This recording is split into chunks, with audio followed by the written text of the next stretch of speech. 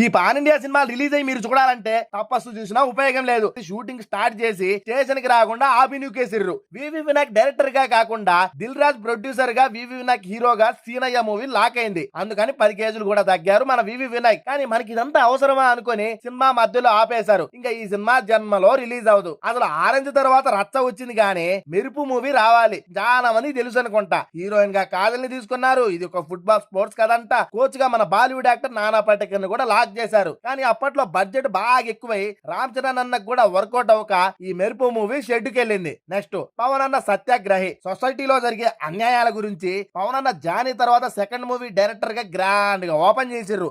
పెద్దోళ్ళు వచ్చిన కొన్ని రోజుల తర్వాత సినిమాలో కాదు బయట నా పవర్ చూపించి సత్తువతో సమాజ శ్రేయస్సు కొరకు కష్టపడాలని ఈ సినిమా ఆపేసి షెడ్యూకు వెళ్లి ఆగిపోయింది. నెక్స్ట్ ఇక భీష్మ మూవీ తర్వాత వెంకీ కుడుమల 2022లో మెగాస్టార్ గారితో సినిమా మొదలై లాక్ అయింది. అందరికి చెప్పుకుంటారు కూడా. ఇంకొన్ని రోజుల్లో షూటింగ్ గనక ఎలా తేడా జరిగి సినిమా ఆపేశారు. అందుకే ఫాస్ట్ గా రాబిన్ వుడ్ స్టోరీ రాసి తీసి మనకు రా డూటు ఇచ్చారు. బట్ మెగాస్టార్ కాంబినేషన్ లో వచ్చుంటే బాగుండేదేమో. ఇలా చాలా సినిమాలు ఉన్నాయి. మీకు నచ్చిందా అయితే పార్ట్ 2 చేసేద్దాం. దాంతో పాటు మన ఛానల్ సబ్స్క్రైబ్ చేసుకోండి నాయనా.